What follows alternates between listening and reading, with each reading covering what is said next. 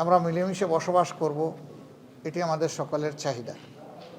কিন্তু মাঝে মধ্যে কিছু উতুম পেঁচা আমাদের বাগানে ঢুকে যায়, ঢুকে আমাদের ফুলকে এলোমেলো করে দিতে চায়, আমাদের সৌন্দর্য ধ্বংস করতে চায়, আমাদের মিউচুয়াল হারমোনি বা পারস্পরিক যে সংহতি আমাদের আছে এটা নষ্ট করতে চায়।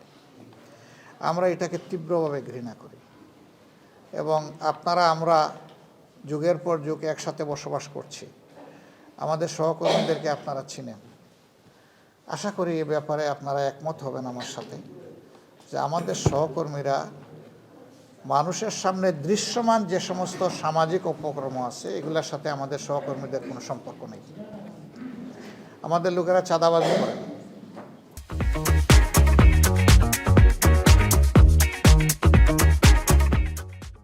অন্যায়ভাবে কারো সম্পত্তি দখল করে না, কারো ইজ্জতের উপরে হাত দেয় না, চুরি ডাকাতি করে না, আমাদের লোকেরা মানুষকে ধোঁকা দেয় না এবং কোনোভাবেই মানুষের উপর জুলুম করাকে নিজের জন্য হারাম মনে করে। তারপরে এই কথা আমি বলবো যে আমরা ফেরেশতা নই, আমাদেরও ভুলভ্রান্তি আছে। ভুলভ্রান্তি হলে কেউ আমাদেরকে ধরে দিলে আমরা তার কাছে কৃতজ্ঞ থাকি এবং সংশোধন করার চেষ্টা করি। কিন্তু এই ধরনের সামাজিক কোনো অপকর্মকে আমরা কখনো প্রশ্রয় দিই না, এটি আমাদের নীতিবিরুদ্ধ। প্রায় সকল দেশে ধর্মীয় দিক থেকে যাদের সংখ্যাটা কম, তারা বিভিন্নভাবে সংখ্যাগুরু যারা তাদের হাতে নির্যাতিত হন। আমরা নাগরিকদেরকে এই দুই ভাগে ভাগ করতে চাই না, আমরা এটার বিরোধী।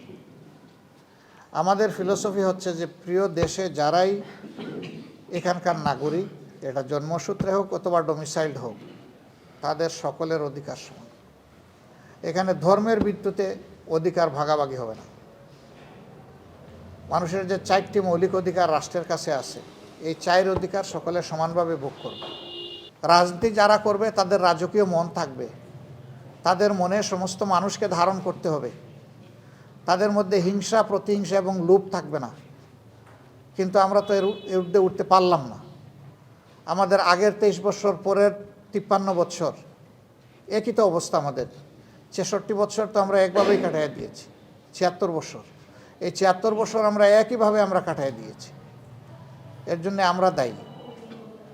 তো বলবেন যে আপনার মতো তো অন্য সুন্দর সুন্দর কথা আগেও অনেকে বলেছে, তো সমাজকে দেওয়া কথা তো রাখে না।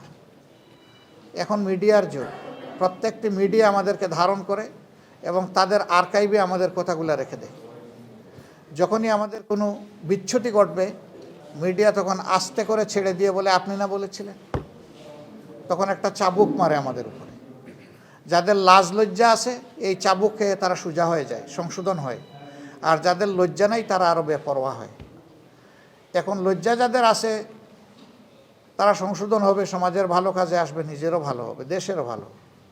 কিন্তু সংশোধন যে হবে না তার দ্বারা দেশের এবং সমাজের আরও ধ্বংস সাধন হবে। সে আরও বেপরোয়া হয়ে উঠবে, যে জেলেই যখন যেতে হবে, শাস্তি যখন পোহাতে হবে, তাইলে একসাথে যা পারি তাই করি। এরকম বেপরোয়া ভাবই কিন্তু আমরা সমাজে দেখতে পাচ্ছি।